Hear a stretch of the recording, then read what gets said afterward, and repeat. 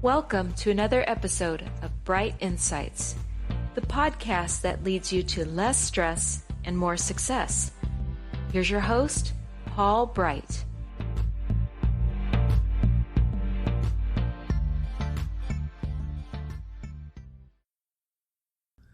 Ladies and gentlemen, welcome to another episode of Bright Insights. I am your host, Paul Bright.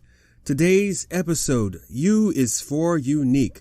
The bottom line up front is be unique. Simply that, be unique.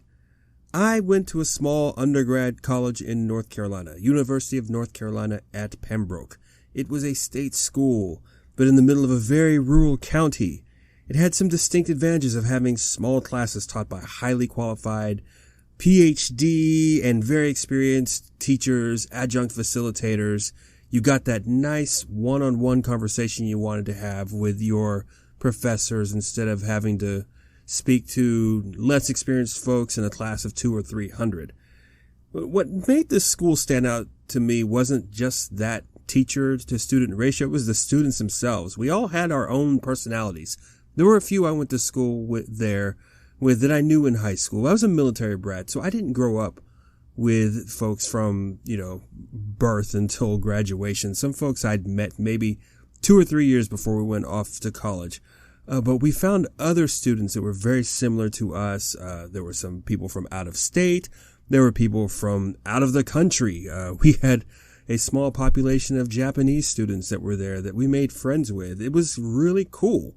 We just had this nice, unique population of folks that I still stay in touch with today.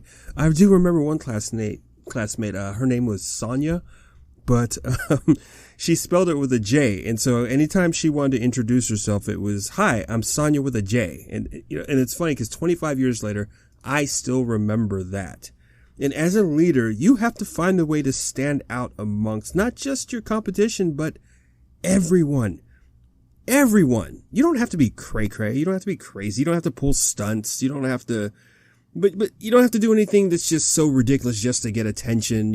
Some crazy video that you make with the intentions of making it viral versus just being creative. But you do have to stand out and be unique so that your name is the first name that comes to mind when someone wants something you have to offer. That is what uniqueness is all about. So this is going to require some self-examination and maybe some help from your friends. We'll get to that in a little bit. But I think I'm an example. I'm just getting started in this podcast world. This is only my third season, maybe my 50th episode when you count some time I had at a different network.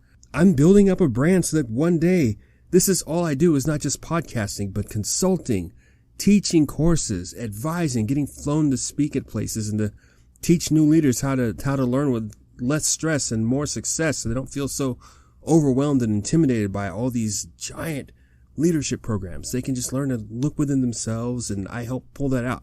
I'd love to do that for a living, and this is just how I'm going to get my start, is this way. But let's be real. There's a million people doing podcasts like me. There's a lot of people that start them. Maybe some don't finish. There's people who've been doing this for 5 years, 10 years, 15 years. There's a lot of leadership podcasts out there. I'm not the only one. I know this.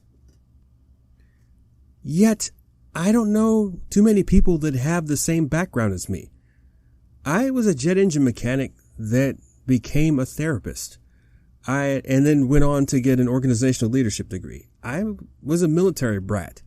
I have all these weird backgrounds and experiences that I've been able to synergize and put into place. And from what I'm told, I can communicate complicated ideas into words that everyone else can understand without making people feel stupid or without putting people down.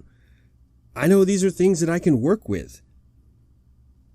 I have a very eclectic group of people that I've known for a long time and some for a very short time, but they span all kinds of backgrounds, all kinds of religions, races, occupations, yet I find ways to ask them to be on my show. I'm so grateful and thankful, and they can contribute and they can help all of you.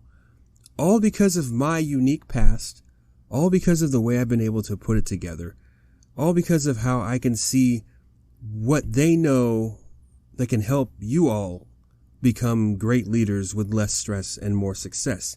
That's my unique stance, is being able to connect with people no matter who, what, where, when, how they came to be into my life, and put it into a podcast, and maybe even get some ideas from these folks. And maybe I'm not interviewing them themselves, but I'm taking ideas from them, lessons I've learned from them, and saying, let's make this into an episode. That's where I feel like I'm unique. And you know what? I don't know if I'll ever be totally successful at it. I don't know if this will ever turn into the thing I do is me. That's my 100% brand. That's my 100% way of supporting my family, of being able to give to the universe. However, people need a hand up, not a hand out. I don't know if I'll be ever totally successful at it, but I do know this. I will be the first person to do it my way. I am unique and I stand out this way. And and it's so weird to say, but I'm not the only unique person out here. Look at someone like Dave Ramsey. Okay. To me, he is one of the greatest examples of how you can take something that someone else is doing, everyone else is doing, but do it in your way and make it work. He was a financial planner. He made a lot of money as a financial planner, as a real estate person, but he got broke. He got super broke. He got stuck into the debt cycle. He got hosed with all that. He went from very, very rich to nearly nothing. And that is when he became successful. It wasn't when he had all this money and said, oh, I've got this great idea. I'm just going to take my own capital and put it into this money and put my money into it and create this giant debt cancellation or how to get out of debt program. It wasn't when he had all those other tools that everyone expected. It's when he went into himself. It's when he went into the Bible. It's when he said, this is how you get rich. It's by eliminating debt at the speed of a gazelle. And he has said it. I've heard him say it a few times over. None of this information that he gives you is new. None of it is like, here are some secrets I'm going to unlock that other financial planners won't tell you, that other banks will. It's none of that. Everything he says is like, this is all out there. You're just not hearing it in a way that you're used to hearing it. You're hearing it in a way that makes sense, and all you got to do is stick to it. So he's a perfect example of someone that does what a lot of other people do, has the same education as a lot of other people, but it was his life experiences of going flat broke that has made him super rich right now. And I love that. That's an inspiration to me. So if you're a leader right now and you want to learn how to stand out, you got to ask yourself two questions and get your friends to help you with this. The first is, what is it that you have to offer? What is it that you have to offer? What is it that you want to communicate? What is it that you have to give to the world, to your potential customers? What is it? Put that into words. It's going to be hard to do it sometimes. I mean, I joined this forum on a social media platform, and the way I got in was I was having not a heated discussion, but it was definitely a pointed discussion with somebody about brands and everything. And we got to a point where he says, okay, well, tell me, what is it that you have to give? And I was able to finally, after that discussion, put it into a couple of sentences. He goes, that's something I want to learn. And then he invited me to this group with thousands and thousands of other dads out there that run businesses. And some of them are doing very, very well. And some of them are like me. They're just getting started.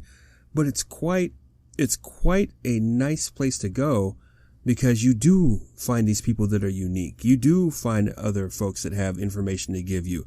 That's where I met Erish Rivers. You've heard him in my N is for Networking podcast episode. It was because of that. I came in there, I was experimenting with something, and we connected. Because I was unique, and I connected with him because he's unique. I've never, ever met somebody like this guy that I've connected with so well, yet I've never seen in person. Yet we only live a couple of hours apart from each other. It's just the way things roll. But what is it that you have to offer? What is it that you have to give people? What is it that you want to give people? The other question you have to ask yourself is, what is it that makes you stand out amongst those who are offering the same? Ask your friends.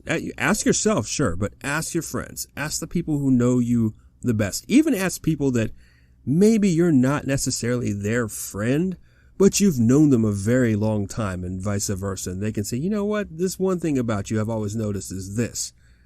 And that'll stick out. So again, what is it that you have to offer? And what is it that makes you stand out amongst those who offer the same? Being able to answer those two questions is going to lead you in this journey of being unique. It's going to lead you in being able to stand out. A lot of times what does help you stand out is your story, your background story. How did you get to where you're at? Why is it that you want to do what you want to do? Is it just to make money? Well, a lot of people want to make money. Is it because, these were the expectations of your family and blah, blah, blah? Maybe. Who knows? But find out if maybe your story is what makes you unique and will resonate with others who can say, I understand that story. I have been there, done that. I had the sleep episode that I made not too long ago, S is for sleep. And when I was talking to some people about it, I mentioned sleep paralysis. They're like, oh my gosh, I thought I was the only one who'd ever gone through that. And that's what made it stand out. They wanted to hear because they learned about sleep. They know what sleep paralysis is like, and it's horrible. And so when I was able to explain to them that the things that I did to help me get better sleep also got rid of the sleep, like 90% of the sleep paralysis episodes I go through, that's what stood out to them. That's what made that episode unique. It wasn't just, oh, here's 10 things you can do to help you sleep that everybody else knows. Why did it help me? That's what made it stand out. That's what makes it unique. And you can do the same. Maybe you have a service that you offer to people that maybe they've heard of it a million times over, but you are the millionth and one person that says, oh, you I trust. You I trust. You understand this, especially you foodies out there. Where's the best place to get a burger? 99% of the time, a true foodie is not going to say a chain restaurant of sorts. And if they do happen to mention like a local chain, they'll say, yeah, get this burger, but this is how you do it. And this is what you ask for to make it stand out. That is what makes it unique. So you understand that if you're a foodie. You understand that with a lot of things that you do. The other cool thing about when you're unique is that maybe you charge a premium price. Maybe you have more expectations out of your customers than other businesses won't. But because of what you have to offer, people are willing to pay. People are willing to wait. There was a restaurant. I love food. Obviously, you can tell. But there was a restaurant that used to be in my town, and it served a Hawaiian food. And it was slow. It was a slow restaurant. But oh my gosh, the food was amazing. And they used to say, yeah, we're like offline. We're like snail mail. You're going to wait a little bit for our food. It's going to take some time. But you just knew that once that plate hit your table, that everything was going to be perfect. The shave ice that they served, the flavors that they had, you couldn't buy them in the mainland. They got their flavors from someone very specific in Hawaii. And that was the only person they would buy their flavors from. And so if it took a couple of weeks for those flavors to get to their doorstep here in the States, that's what it took. But that shave ice sold so well. It was such a great restaurant. But that's what made them unique. There's a bunch of chains of Hawaiian food restaurants out here in California, but theirs was the one. If you ask somebody where to get Hawaiian food when they were around, it was like, you go there. You're going to see a line outside, but trust us, it's worth the wait. And oh my gosh, we went there so many times. But they stood out. They could tell you, it's like, man, what makes this so good? And they would say, yeah, well, the shave ice, we get the flavors not from here. We get them from over there. And we have them come in, and we don't tell anybody who it is. It stood out. It worked. It was unique. You can be that shave ice flavor. Seriously, you can. You can be that custom burger. You can be that financial planner. You can be that contractor. You can be all those things and do all right. But if you really want to build your self-confidence, if you really want to be the leader in your local market, your national market, you've got to be unique. And when you're unique and you stand out and you have that confidence, the rest of the things that you have to learn will come with a lot less stress and more success. Until next time.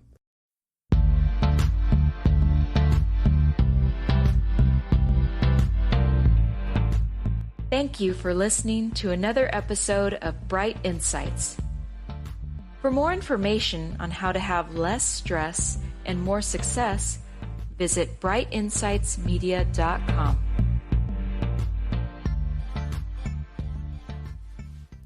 If you enjoyed this episode in particular, or the Bright Insights podcast overall, subscribe and share with your friends.